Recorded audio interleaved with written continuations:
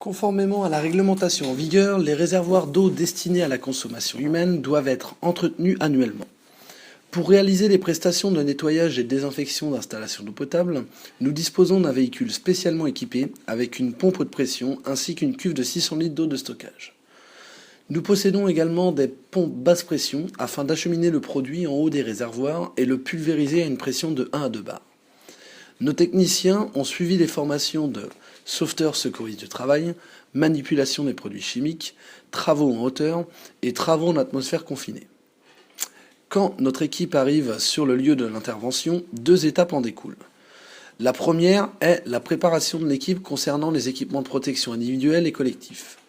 Combinaisons spécifiques, port du harnais, vérification des talkie-walkie, etc. La seconde est l'installation du matériel.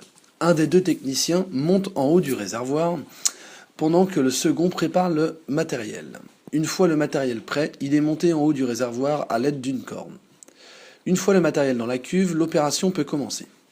La première étape consiste à réaliser un premier rinçage des parois, du radier et du plafond. Ensuite, il faut évacuer les boues, sables et différents dépôts présents en fond de cuve. Une fois les dépôts éliminés, nous fermons la vidange et commençons l'opération de nettoyage. Le technicien pulvérise à basse pression un produit agrémenté par le ministère de la Santé sur toutes les surfaces en contact avec l'eau, du haut vers le bas. On attend ensuite un temps de contact de 20 à 30 minutes afin que le produit agisse, puis nous rinçons à grande eau. Après vérification du pH des eaux de rinçage, nous ouvrons la vidange afin d'évacuer les eaux d'exor. Lorsque le réservoir est propre, nous procédons à l'étape de désinfection. De la même manière que l'étape de nettoyage, nous pulvérisons un produit de désinfection et laissons un temps de contact de 20 à 30 minutes. Pendant ce temps de contact, nous vérifions la présence du produit de désinfection sur les parois à l'aide de bandelettes test.